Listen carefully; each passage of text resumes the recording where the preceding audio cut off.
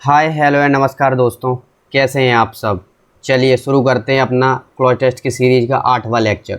तो फ्रेंड्स, जैसा कि आपको पता है कि मैंने ऑलरेडी 7 लेक्चर्स इस क्लॉज टेस्ट सीरीज़ के अपलोड कर दिए, जिसमें मैंने अभी एसएससी सीजीएल 2024 में जो क्लॉज टेस्ट आए हैं, जो 36 शिफ्ट्स में जो अभी क्लॉज टेस्ट आए हैं, पूरे के पूरे 36 के 36 क्लॉज टेस्ट सॉल्व कराऊंगा। उसमें 7 ऑलरेडी कवर करा दिए। आज 8वां लेक्चर है। ये 7 लेक्चर्स जो इनमें मैंने बेसिक्स बताए हैं कैसे क्लॉज टेस्ट सॉल्व करना होता है, और पहला जो लेक्चर है उसमें मैंने स्टार्टिंग के 10 to 12 मिनट्स में बेसिक्स बताए हैं जो किसी भी क्लॉज टेस्ट में अप्लाई होते हैं। आपको वो ज़रूर देख लेना है। उसके अलावा जो भी पिछले 7 के 7 लेक्चर्स देख के आया उसे समझ में आने लगा होगा कि किस तरह से पैटर्न रिपीट होने लगा है, किस तरह से हमें क्या अप्रोच लगानी होती है और क्लॉज टेस्ट हमारे लिए ईजी बन जाता है। हमें डिफ़िकल्ट लगता है और हर क्लॉज टेस्ट अपने आप में नया होता है। ऐसा नहीं कि कोई 1-2 रूल्स हो वो मैं आपको बता दूं और किसी भी क्लॉज टेस्ट में वो अप्लाई हो जाए और सभी क्लॉज टेस्ट सॉल्व हो जाएं, ऐसा नहीं है। हर एक क्लॉज टेस्ट अपने आप में नया है, तो उसके साथ हर एक क्लॉज टेस्ट के साथ आपको कुछ नई चीज़ें बताता जा रहा हूँ। जो बेसिक्स हैं वो मैंने पहले ही ऑलरेडी फर्स्ट वीडियो में बता दी, वो आप देख लेना। और बाकी इस क्लॉज टेस्ट में क्या नया सीखेंगे वो हम देखते हैं। तो आज मैंने यहाँ पे 25 सितंबर का जो शिफ्ट 2 है वो क्लॉज टेस्ट लगाया है। चलिए शुरू करते हैं। तो फ्रेंड्स, अब हम आ गए अपने क्लॉज टेस्ट पे। तो मैंने आपको कुछ बेसिक्स बताए थे, वो मैं फिर से एक बार रिपीट कर देता हूँ कि क्लॉज टेस्ट कोई भी आ जाए आपको किन चीज़ों पे ध्यान देना है। तो फ्रेंड्स, सबसे पहले आपको क्लॉज टेस्ट में सबसे पहले अगर आपको सिंपल वोकैब आता है, मैं वोकैब की बात नहीं कर रहा, मैं सिंपल वोकैब की बात कर रहा हूँ। क्या होता है मैं बताऊँगा आपको। प्लस ये पहला नंबर हो गया। प्लस आपको यदि कोई भी क्लॉज टेस्ट आता है उसका हिंदी सेंस समझ में आता है। मैं पूरे हिंदी सेंस की बात नहीं कर रहा, मैं बोल रहा हूँ आपको केवल 25% 30% समझ में आ जाए, इतने से ही हम आंसर कैसे निकाल के लाएंगे उसकी बात कर रहा हूँ। ये दूसरा हो गया अपना। तीसरा, एसएससी के जो प्रीवियस ईयर क्वेश्चंस हैं, चाहे वो एसएससी जीडी के हों, चाहे एमटीएस के हों, सीएचएसएल के हों, सीपीओ के, जिस किसी के भी और सीजीएल के भी, उन्हें आप लगाइए। उनमें जहाँ भी क्लॉज टेस्ट आते हैं उन्हीं को सॉल्व करिए। किसी कोचिंग इंस्टीट्यूट के करते हो बहुत अच्छी बात है, लेकिन आप एसएससी करते हो तो ज़्यादा फ़ायदा होगा, क्योंकि एसएससी एक्चुअली में किस तरह के क्लॉज टेस्ट पूछना चाहता है वो आप लगाओगे, उससे आपको बेटर अंडरस्टैंडिंग बिल्ड हो जाएगी। अब मैं बताता हूँ आपको, जब ये चीज़ें आपको आती हैं, अब मेरा सिंपल वोकैब से क्या मतलब, जब आपको ये चीज़ें पता हो कि नेचुरली का मतलब क्या होता है, फूल का मतलब क्या है, पीपल का मतलब क्या है, कॉमन का मतलब क्या है, अनकंफर्टेबल का मतलब क्या है, ये मतलब है मेरा सिंपल वोकैब से कि आपको ये सिंपल चीज़ें पता हो। जो कठिन कीवर्ड्स हैं वो किसी को नहीं आते, जिसे आते भी हैं वो बहुत कम लोग हैं। यदि 100 लोगों को लिया जाए, 1-2 लोगों को यदि वो कठिन कीवर्ड्स आते भी हैं, 98 लोगों को नहीं आते, तो ये 1-2 लोग कट ऑफ डिसाइड नहीं करने वाले, ये 98 लोग कट ऑफ डिसाइड करेंगे कि कितनी कट ऑफ जाएगी, एग्जाम क्लियर होगा कि नहीं। तो आप ये चीज़ें ध्यान रखो कि आपको बेसिक जरूर आए। अब जो कीवर्ड्स 98 लोगों को आ रहे हैं वो आपको नहीं आ रहा है, प्रॉब्लम वहाँ हो जाती है। प्रॉब्लम यहाँ नहीं है कि आपको ये 1-2% वाले लोग जो उन्हें आ रहे हैं वो आपको नहीं आ रहा है। जो 98 लोगों को जो कीवर्ड्स आ रहे हैं उन्हें अनकंफर्टेबल का मतलब पता है, उन्हें जज का मतलब पता है, उन्हें सिनर्स का मतलब पता है, और आपको नहीं पता, प्रॉब्लम वहाँ है। जो कठिन है वो सबके लिए कठिन है। एक चीज़ तो ये हो गई। दूसरा, हिंदी सेंस। हिंदी सेंस पूरा किसी को समझ में नहीं आता। जब हम पढ़ना स्टार्ट करते हैं तो चीज़ें कठिन होती है, क्योंकि टाइम की लिमिटेशन होती है। टाइम ऐसा तो है नहीं अनलिमिटेड मिला हुआ है, आपको जल्दी से पढ़ना होता है। दिमाग में भी रहता है कि मैं 3 मिनट के अंदर पढ़ के और आंसर्स भी निकाल लेने, है ना। 3 से 3.5 हो जाए बहुत हो गया, उससे ज़्यादा नहीं। तो ये बात भी रहती है दिमाग में। तो ऐसा नहीं है कि हम तुरंत आंसर निकाल दें और हमें सब समझ में ही आ जाए। हमें इतना समझना है कि हमारा आंसर निकल आए। तो उस तरह से कैसे ध्यान देना, तो उतना हिंदी सेंस चाहिए। और बाकी आप पीवाईक्यूज़ की प्रैक्टिस तो कर ही रहे हैं, उससे आपका क्या है, अप्रोच डेवलप होती है कि अच्छा इस तरह के कीवर्ड्स आते हैं, इस तरह कीवर्ड्स रिपीट होते रहते हैं, और इस तरह से ऑप्शन एलिमिनेट करने होते हैं, ये सब आप सीखते हो। जब ये तीनों चीज़ें आप मिला लेते हो ना, तब आपको पता चलता है क्लॉज टेस्ट आपके लिए अब आसान होने लगे। यही सारी चीज़ें मैंने आपको बाकी 7 लेक्चर्स में सिखाया है। जो सीरीज कंटिन्यू फॉलो कर रहा है उन्होंने देखा होगा कि चीज़ें रिपीट होने लगी हैं और क्लॉज टेस्ट उन्हें थोड़े से आसान लगने लगे। अब फ्रेंड्स, अपने इस क्लॉज टेस्ट को बताते हैं कि किस तरह से इसे सॉल्व करना है और किस तरह से हमें अप्रोच रखनी है। तो मैं आपको एक चीज़ और बता दूं यहाँ पे कि फ्रेंड्स, होता क्या है कि जैसे एक तो होता है कि हमने कोई भी क्वेश्चन पढ़ा और उसमें हमें एग्जैक्ट आंसर पता है। क्या बताना चाह रहा हूँ आपको, कोई भी क्वेश्चन हमने पढ़ा, जैसे ये क्वेश्चन है, हम इसे पढ़ेंगे और इसका ये 4 ऑप्शन है ऐसे कुछ, तो हमें एक तो एग्जैक्ट उसका आंसर पता है, तो हम उसे टिक कर देंगे तो हमारा आंसर आ गया। और एक क्या होता है फ्रेंड्स कि हमें ऑप्शंस 4 दिख रहे हैं, इस तरह से ये 4 ऑप्शंस दिख रहे हैं, लेकिन हमें आंसर नहीं पता अपना। तो हमें जब एग्जैक्ट आंसर नहीं पता तो हम कोशिश करते हैं कि हम आंसर के करीब पहुंचने की कोशिश करें। ऐसा नहीं कि हमें 4 ऑप्शन है और हमें कोई नहीं पता, हमने ऐसे एक टिक लगा दिया और आगे बढ़ गए, नहीं। तब हमारा दिमाग इस चीज़ पर लगना चाहिए कि हमें एग्जैक्ट आंसर तो पता नहीं है, लेकिन हम कोशिश करें कि हम उसके करीब कितना पहुँच पा रहे हैं, उस आंसर के करीब पहुँच पाएँ। ये मैं क्या समझाना चाह रहा हूँ, ज़रा ध्यान देना यहाँ पे फ्रेंड्स।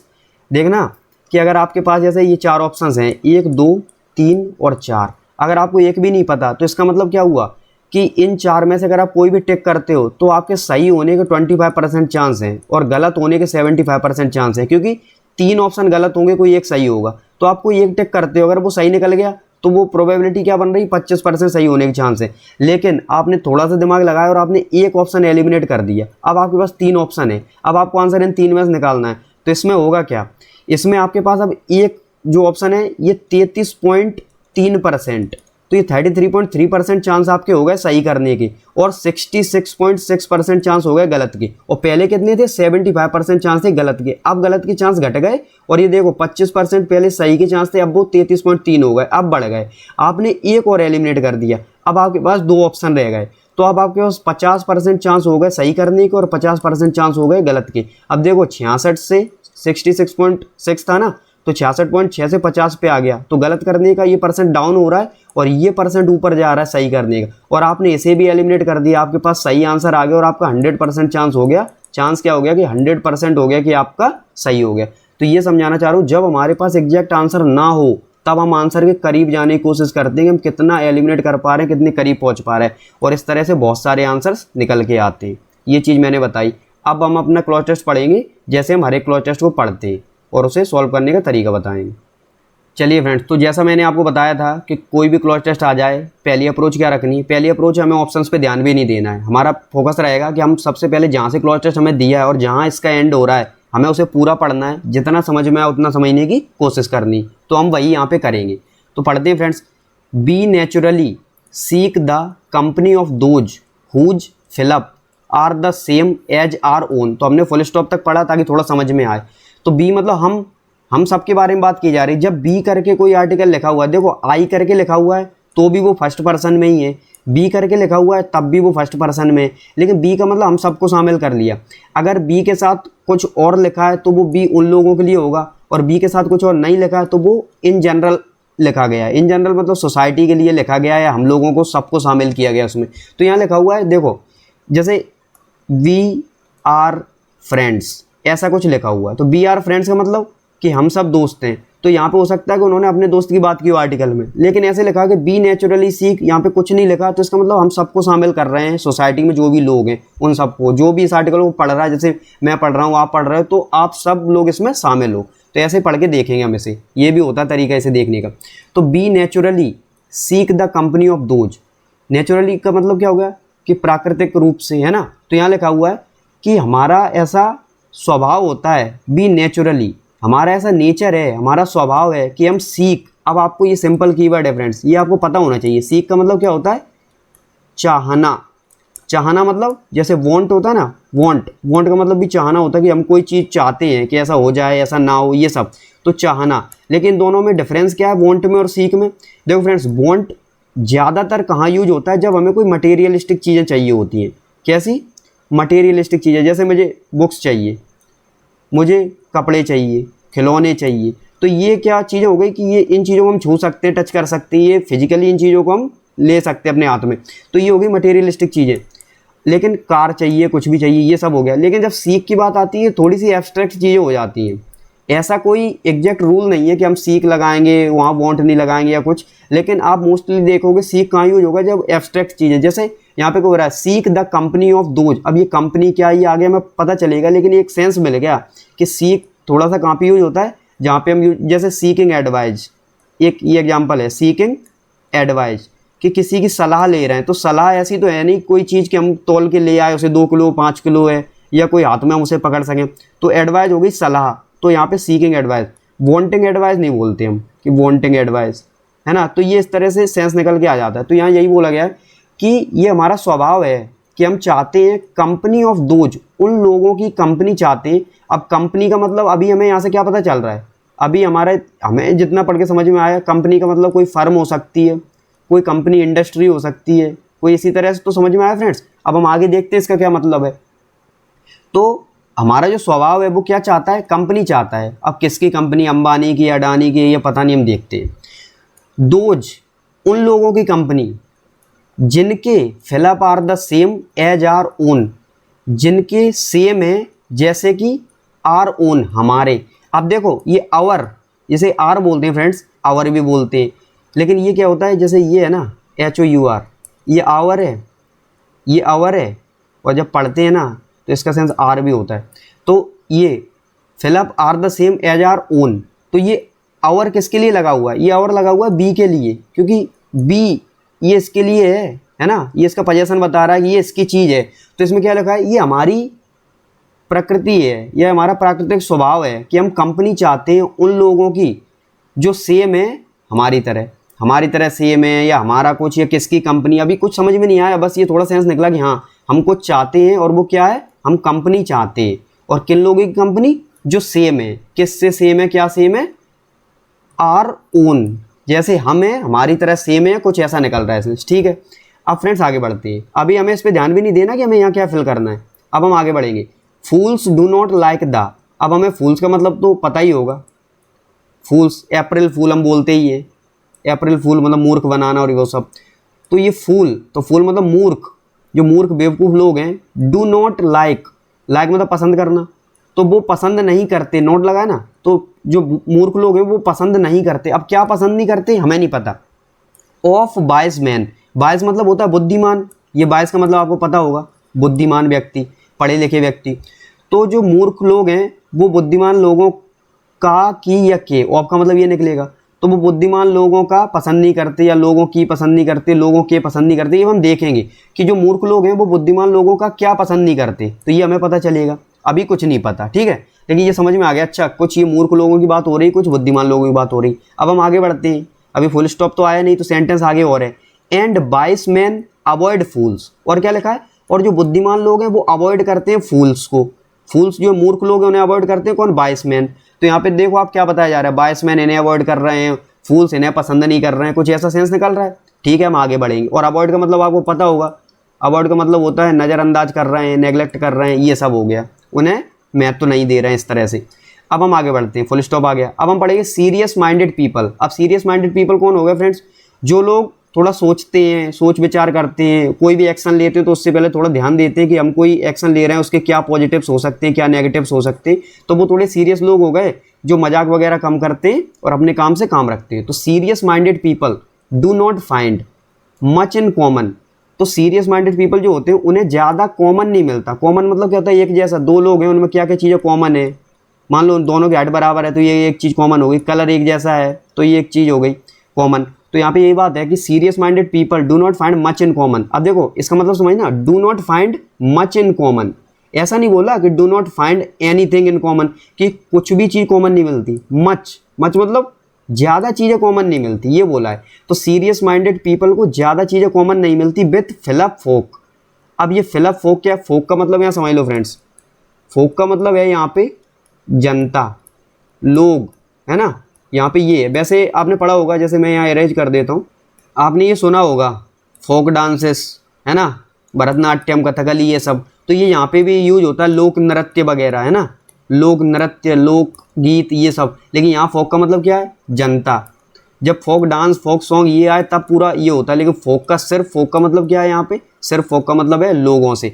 तो यहाँ पे क्या कह रहे हैं, जो सीरियस माइंडेड पीपल है ना, ये लिखा हुआ है सीरियस माइंडेड पीपल ढूंढते हैं ना, फाइंड, जब वो ढूंढते हैं तो उन्हें ज़्यादा कुछ कॉमन नहीं मिलता, किसके साथ में, फोक। अब कौन सा फोक, तो हम देखेंगे कि कौन से लोग हैं जिनसे उनका ज़्यादा कॉमन नहीं मिलता कुछ। अब ये एंड लगाओ, एंड बाय से बरसा। अब फ्रेंड्स ये एक नई चीज़ आपको सिखाता हूँ, बाय से बरसा। तो इस बाय से बरसा का मतलब क्या होता है, इस बाय से बरसा का मतलब होता है कि जब एक चीज़ लिख दी फिर उसके पीछे की ये वाली चीज़ भी ऐसी ही है। कैसे मैं बताऊँ, जैसे आपको एक एग्जाम्पल देता हूँ, मैं यहाँ पे लिखता हूँ कि Aman is the best friend of Rohit. जरा इस पे ध्यान देना फ्रेंड्स, ये बाय से बरसा बहुत इंपॉर्टेंट है। आपने इसे ज़्यादातर देखा होगा मैथ्स में, क्वांटिटेटिव एप्टीट्यूड वगैरह में काफ़ी देखा होगा, जब लैंग्वेज के क्वेश्चंस आते हैं कि एक स्टेटमेंट लिख दी और फिर लिख दिया बाय से बरसा। तो इसका मतलब क्या होता है, यहाँ लिखा है Aman is the best friend of Rohit, मतलब रोहित से पूछा जाए कि आपका बेस्ट फ्रेंड कौन है तो वो बोलेगा अमन। लेकिन फ्रेंड्स अभी इसमें बाय से बरसा नहीं लिखा, तो इसका मतलब अमन से पूछा जाए कि आपका बेस्ट फ्रेंड कौन है, तो जरूरी नहीं कि वो रोहित हो, ये ध्यान देना। अमन का बेस्ट फ्रेंड मोहन भी हो सकता है या कोई और भी हो सकता है, जरूरी नहीं कि वो रोहित हो। लेकिन यहाँ फिक्स हो गया कि Aman is the best friend of Rohit, कि रोहित का बेस्ट फ्रेंड रोहित से पूछा जाए तो वो बोलेगा अमन। ठीक है, कि रोहित का बेस्ट फ्रेंड अमन हो गया। लेकिन फ्रेंड्स मैं यहाँ पे आगे लगा दूँ, ये मैं हटा के यहाँ पे मैं फ्रेंड्स लगा दूँ एंड बाय से वर्षा। तो बाय से वर्षा का मतलब हो गया, अब फ्रेंड्स ये फिक्स हो गया। अब मोहन को हटा दो कि अमन का बेस्ट फ्रेंड है रोहित, और रोहित मतलब रोहित का बेस्ट फ्रेंड है अमन, और अमन का बेस्ट फ्रेंड होगा रोहित, क्योंकि बाय से वर्षा ये बोलता है कि ये बात जो बोली है ना, अब इस बात को ऐसे घुमा के लिख देना तो इसका जो उल्टा है वो भी सही है। ये बाय से वर्षा ये बोलता है। अब ये बाय से वर्षा से फायदा क्या होता है कि हम बाय से वर्षा ना लिखें, जब हम ये लिख देते हैं तो हमें क्या नहीं लिखना पड़ता है, ये देखना फ्रेंड। तो हमें ये लिखना पड़ेगा, बाय से वर्षा हटा दिया, and Rohit is the best friend of Aman. हमें पूरी ये स्टेटमेंट लिखनी पड़ेगी, ये Rohit is the best friend of Aman. तो ये पूरा रोहित फिर से आएगा, क्यों, अभी तो अमन रोहित का बेस्ट फ्रेंड है, फिर रोहित अमन का बनेगा, और एंड बाय से वर्षा सिर्फ 2 शब्द लगा दिए तो ये पूरी स्टेटमेंट। अब आप समझ लो ये कितनी बड़ी स्टेटमेंट क्यों ना हो, एंड बाय से वर्षा लगा दिया तो उसका जो उल्टा होगा ना वो भी सेम हो जाएगा, वो भी मतलब सही माना जाएगा, ये चीज़ है। और अभी बिना बाय से वर्षा के अमन जरूर रोहित का बेस्ट फ्रेंड है, लेकिन रोहित अमन का बेस्ट फ्रेंड है ये कंफर्म नहीं है। तो ये बात आपको समझ में आई होगी कि बाय से वर्षा का मतलब क्या है। तो यहाँ यही बोला जा रहा है कि जो सीरियस माइंडेड पीपल हैं वो उन्हें ज़्यादा कॉमन नहीं मिलता इन लोगों में, एंड बाय से वर्षा। और इसका मतलब जो ये लोग हैं इन्हें भी सीरियस माइंडेड पीपल में ज़्यादा कॉमन नहीं मिलता, अगर वो भी ढूंढने के लिए निकले। अब वो लोग कौन है ये हमें ऑप्शन से पता चलेगा। ये समझ में आया होगा आपको। आगे बढ़ते हैं। अब देखिए फ्रेंड्स, अब हम पढ़ेंगे यहाँ से, यहाँ तक हमने पढ़ लिया, अब हम पढ़ेंगे यहाँ से Sinners. Sinners feel uncomfortable with. तो आपको ये सिनर्स का मतलब पता होना चाहिए, ये इतना कठिन नहीं है, क्योंकि सिन आपने पढ़ा होगा, सिन का मतलब होता है पाप, पाप करना है ना, सिन पाप होता है। और सिनर्स का मतलब क्या होता है, सिनर्स का मतलब होता है पापी, पाप करने वाला। किसी ने कोई बहुत बड़ी गलती कर दी तो वो पाप हो गया, तो ये हो गया सिनर्स, पाप करने वाला, पापी है ना। तो सिनर्स फील, जो पापी हैं वो फील करते हैं अनकंफर्टेबल। तो आपको पता है अनकंफर्टेबल, कंफर्टेबल मतलब आरामदायक, और अनकंफर्टेबल मतलब जहाँ आराम ना मिले, वो जो चीज़ आरामदायक ना हो। तो सिनर्स जो पापी हैं उन्हें अनकंफर्टेबल फील होता है विथ। अब किसके साथ अनकंफर्टेबल फील होगा ये आपको थोड़ा समझ में आ रहा होगा। जो गलत काम करने वाले लोग हैं उन्हें किसके साथ अच्छा लगेगा और किसके साथ गलत लगेगा ये आपको समझ में आ रहा होगा। तो फिलअप से और अच्छे समझ में आ जाएगा, लेकिन अभी हमें फिलअप देखना नहीं है। And do not seek their company, और वो नहीं चाहते, यहाँ भी वही सेंस है, नहीं चाहते उनकी कंपनी। अब यहाँ पे वही कंपनी कि अडानी की कंपनी की किसकी कंपनी, तो हम देखेंगे कि ये क्या कंपनी का क्या सेंस है। तो फ्रेंड्स आपको यहाँ से इतना पढ़ के समझ में आ गया होगा कि हमारा ये स्वभाव है कि हमें कंपनी चाहिए किन लोगों की, जिनका हमारे जैसा स्वभाव है हो या हमारी जैसी चीज़ें उनके पास जो भी सेंस निकल रहा हो। और जो फूल्स हैं उन्हें पसंद नहीं आता बायसमैन का, क्या पसंद नहीं आता वो हम देखेंगे। और ऐसे ही जो बायसमैन है वो फूल्स को अवॉइड करते हैं। यहाँ जो सीरियस माइंडेड पीपल हैं उन्हें कुछ भी कॉमन नहीं मिलता किन लोगों, वो हम देखेंगे। और वाइस वर्सा, जो कॉमन लोग हैं या कुछ भी लोग हैं उन्हें पसंद नहीं आता सीरियस माइंडेड पीपल को, मतलब वो सीरियस माइंडेड पीपल को पसंद नहीं करते, ऐसा कोई सेंस निकल रहा है। अब बात आती है सिनर्स को अनकंफर्टेबल फील होता है किसके साथ में, कि वो उनकी कंपनी पसंद नहीं करते। अब कंपनी, अब आपको यहाँ से थोड़ा समझ में आने लगा होगा कि अगर अभी तक कोई अडानी या अंबानी इनकी कोई कंपनी होती तो आ जाता। ये कंपनी का मतलब आपको समझ में आया, ये संगति है, संगति वाली कंपनी, ना कि कोई फर्म है कि कोई इंडस्ट्री वगैरह उसकी बात हो रही है। नहीं तो आपको आर्टिकल पढ़ के समझ में आ जाता कि ये इंडस्ट्रियल टाइप कोई आर्टिकल है कि इंडस्ट्रीज़ की बात हो रही है, कुछ और चीज़ें मतलब ऑटोमोबाइल सेक्टर या कुछ भी बात हो रही है, ऐसा तो कुछ है नहीं। अब आपने ये चीज़ समझी। अब देखना बी कैन देयरफॉर, हम इसीलिए, और मैंने बताया था आपको पहले भी, देयरफॉर आता है ज़्यादातर लास्ट में ही आता है। क्यों? क्योंकि ये कंक्लूजन बताता है। मैंने आपको बताया पिछले जो लेक्चर देख के आए, ये पूरा निष्कर्ष बताता है कि अभी तक जो पढ़ा उससे क्या निष्कर्ष निकला, एज अ रूल, कि हम एक रूल बना सकते हैं। अब फ्रेंड्स यहाँ थोड़ा समझना, रूल क्या होता है।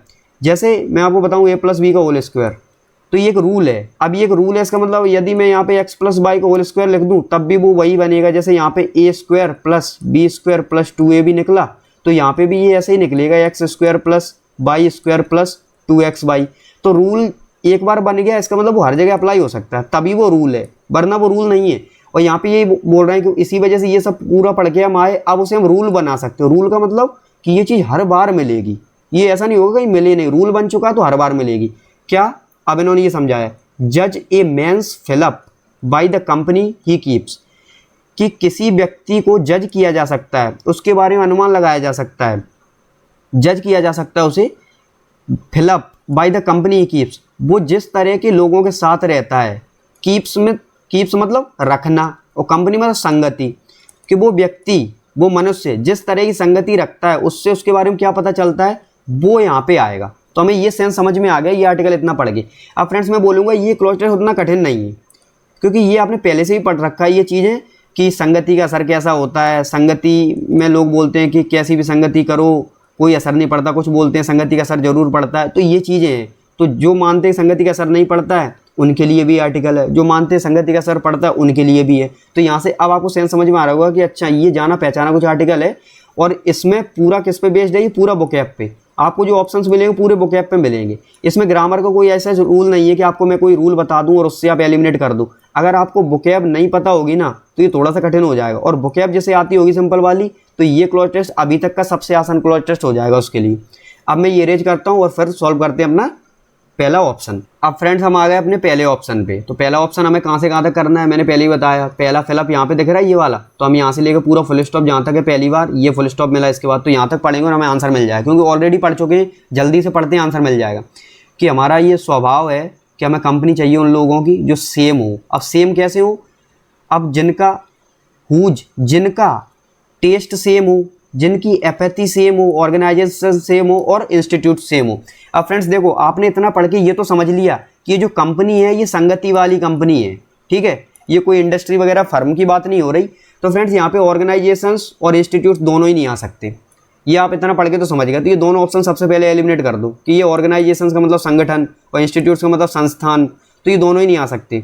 इनमें क्या डिफरेंस होता है फ्रेंड्स, ऑर्गेनाइजेशंस एक संगठन हो गया, मतलब ये प्रॉफिट पे काम करते हैं, अमेजॉन गूगल ये सब कंपनीज हो गई, ठीक है। और इंस्टीट्यूट्स होते हैं संस्थान, जैसे कोई यूनिवर्सिटी है, कॉलेज है, कोई अस्पताल वगैरह, ये काम करते हैं पब्लिक वेलफेयर में। इनका फोकस प्रॉफिट पे कम रहता है, पब्लिक वेलफेयर पे ज़्यादा रहता है कि समाज का भला हो सके। तो ये चीज़ हो गई, ये तो मैंने ऐसे ही डिफरेंस बता दिया। लेकिन दोनों को वैसे हम देखें तो जनरली सेम ही होते हैं कि दोनों काम कर रहे हैं और एक ऑर्गेनाइजेशन है, बहुत सारे लोग काम कर रहे हैं, सबका काम बटा हुआ है। तो ये दोनों तो आएंगे ही नहीं, क्योंकि सेंस कंपनी का संगति के सेंस में निकल रहा है और यहाँ ये फर्म वगैरह इंडस्ट्रीज उस सेंस में निकल रहा है, दोनों का हटाओ। अब बात आती है एपैथी पे और टेस्ट पे, और यहाँ पे आपको दिख रहा है कि सेम हो, ऐसे लोगों की संगति हम चाहते हैं। अब सेम क्या हो, तो सेंस निकल रहा है फ्रेंड्स। अगर आपको हिंदी सेंस समझ में आ रहा है तो आप एग्जैक्टली आंसर लगा दोगे टेस्ट, और फ्रेंड्स आंसर भी यही है।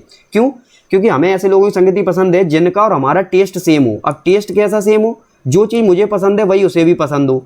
मुझे अगर स्पोर्ट्स एक्टिविटीज़ पसंद है तो उसे भी अगर स्पोर्ट्स एक्टिविटीज़ पसंद होंगी, तो हम दोनों में दोस्ती आसानी से हो सकती है। तो ये चीज़ हो गई।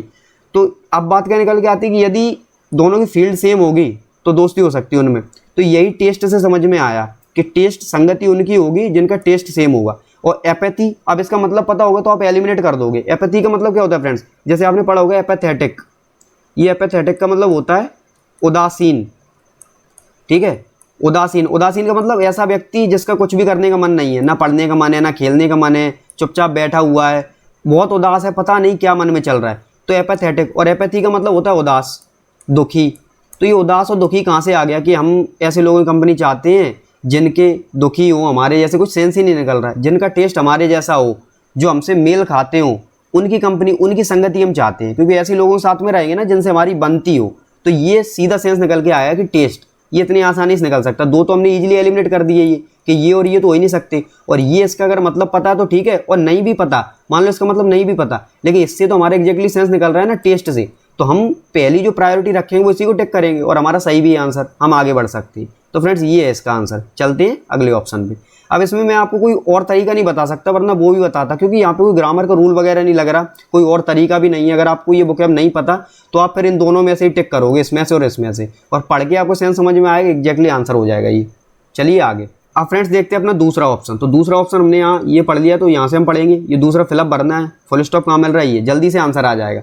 जो मूर्ख लोग हैं वो पसंद नहीं करते, बुद्धिमान लोगों का क्या पसंद नहीं करते, और बुद्धिमान लोग अवॉइड करते हैं फूल्स को। तो हमें आंसर यहाँ मिलेगा कि जो मूर्ख लोग हैं वो क्या पसंद नहीं करते, सीरियस और बायसमैन, बायसमैन का सीरियस पसंद नहीं करते, बायसमैन का कंपनी पसंद नहीं करते, बायसमैन की एंटागोनिस्ट और कल्चर। अब इनका मतलब पता हो तो आंसर होगा। सीरियस का मतलब होता है गंभीर। अब ये गंभीर का मतलब क्या है कि वो मतलब हेल्थ वगैरह गंभीर सीरियस कंडीशन है, वो नहीं। गंभीर का मतलब है जो सीरियस रहता है, सोचता रहता है, कुछ मन में कुछ थॉट्स चलते रहते हैं, वो सब। कंपनी अभी आप पढ़ के आए, ये उसी कंपनी की बात हो रही है। एंटागोनिस्ट का मतलब होता है फ्रेंड्स एनेमी, शत्रु, ठीक है, इसकी बात हो गई यहाँ पे। और कल्चर का मतलब आपको पता है संस्कृति, रीति रिवाज, ये आपका हो गया कल्चर, ये आपके रीति रिवाज वगैरह। तो आप एक चीज़ बताओ, अगर आपको ये वोकैब पता होगा तो आपको पता, आपने इतना पढ़ा यहाँ पे ये रीति रिवाज कहाँ से आ गए, शत्रु एनिमी की कोई बात ही नहीं हुई। कंपनी हो सकता है और सीरियस वगैरह जो यहाँ पे सीरियस दिख रहा है वो हो सकता है। अब जरा ये पढ़ के देखना कि हमें लगेगा सीरियस हो सकता है और कंपनी हो सकता है। जब हम 2 पे आ गए, हमने 2 एलिमिनेट कर दिए कि हमें एंटागोनिस्ट का तो मान लो हमें वो क्या पता ही नहीं है, जिसे पता है वो तो बहुत अच्छे से निकाल लेगा आंसर, लेकिन मान लो हमें नहीं पता तो हम इसे तो लास्ट में रखेंगे। हमारा ध्यान जाएगा सीरियस पे, कंपनी पे और कल्चर पे। हम कल्चर को हटाएंगे क्योंकि कल्चर जैसा कुछ नहीं मिला हमें, तो ये हट जाएगा। अब कंपनी और सीरियस, अब बात आती है कि हम यहाँ पे सीरियस रख के देखें कि जो मूर्ख लोग हैं वो सीरियस और बायसमैन का जो गंभीर है वो पसंद नहीं करते। देखो सीरियस का मतलब गंभीर होता है, लेकिन सीरियसनेस होता है ना, सीरियसनेस, तो इसका मतलब होता है गंभीरता।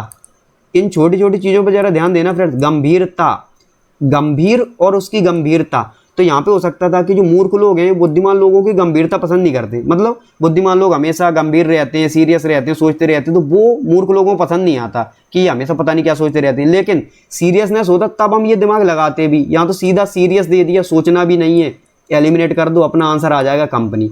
अब मान लो हमें समझ नहीं आ रहा क्या करें, तो आपने जब कुछ समझ नहीं आ रहा तो आपको इतना समझ में आ रहा है कि यहाँ कंपनी की बात हो रही थी, यहाँ ऑप्शन में भी 1-2 जब एलिमिनेट किए, कल्चर हटा दिया, एंटागोनिस्ट हटा दिया, इनमें कुछ कन्फ्यूजन हो रहा है, तो हमारी पहली प्रायोरिटी तो यही रहेगी ना कि हम यहाँ पे कंपनी फिल करें कि बायसमैन की संगति, और सेंस भी निकल रहा है ये कि जो मूर्ख लोग हैं उन्हें बुद्धिमान लोगों की संगति वैसे ही पसंद नहीं आएगी।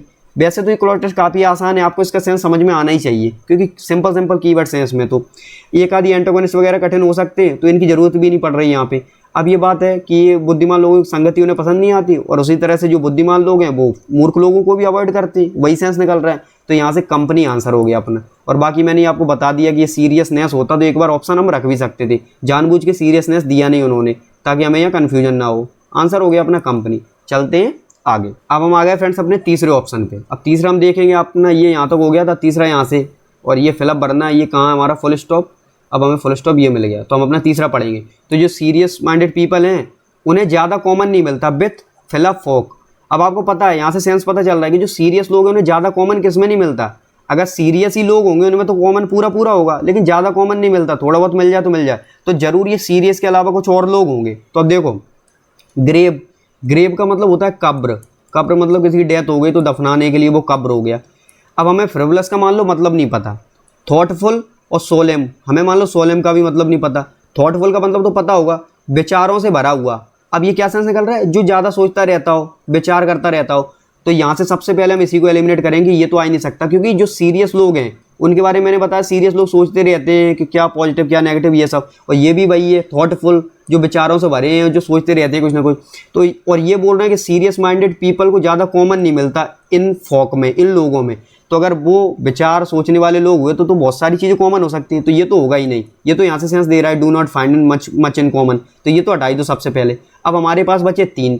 अब ग्रेव मतलब कब्र। अब यहाँ कब्र का क्या सेंस आ गया, और ये कीवर्ड सिंपल भी है, ग्रेव का मतलब तो पता होगा, तो ये कब्र ये भी हट जाएगा हमारा। अब बचा फ्रेंड्स फ्रिवलस और सोलेम। अब मैं आपको यहाँ बताऊँ, यहाँ कोई भी तरीका नहीं है कि मैं आपको बता दूँ जिससे आप आंसर निकाल लो। यहाँ आपका सिर्फ लक काम करेगा आप, क्योंकि यदि आपको एग्जैक्टली इनका मतलब पता किसी एक का भी तो आप आंसर निकाल दोगे, और आपको नहीं पता है तो आपका केवल लक काम करेगा, आप कैसे टिक करते हो। तो फ्रेंड्स इसका आंसर है ये फ्रिवलस। वो क्यों है, क्योंकि फ्रिवलस का मतलब होता है फ्रेंड्स नॉट सीरियस। फ्रिवलस का मतलब होता है नॉट सीरियस, और सोलेम का मतलब होता है सीरियस। ये बात समझ लो आप। तो अब आप देखो कि यहाँ ये सीरियस, सोलेम, थॉटफुल का मतलब भी सीरियस का सेंस निकल रहा है, तो ये भी नहीं होगा और ये भी नहीं होगा, क्योंकि दोनों सिनोनिम बता रहे हैं। और ये जो ग्रेव है ना कब्र, इसका एक मतलब सीरियस भी होता है, लेकिन मैंने पहले क्यों नहीं बताया। मान लो आपको सीरियस पता ही नहीं इसका मतलब, लेकिन आपको कब्र पता है, तो आप एलिमिनेट करोगे कब्र की वजह से। बेशक एलिमिनेट होना चाहिए सीरियस की वजह से, आपने हटाया से कब्र की वजह से, तब भी हट गया। आंसर हमारा वैसे भी नहीं है, हमें आंसर यहाँ से फाइंड करना था। अब फ्रिवलस का मतलब नॉट सीरियस और सोलेम का मतलब सीरियस, और ये बोल रहे हैं ऐसे लोगों जिनसे कॉमन नहीं, तो नॉट सीरियस जो सीरियस नहीं है उनसे, उनमें कुछ भी कॉमन नहीं मिल रहा, बहुत कम मिल रहा है, तो आंसर अपना आएगा फ्रेंड्स फ्रिवलस। ये है सेंस।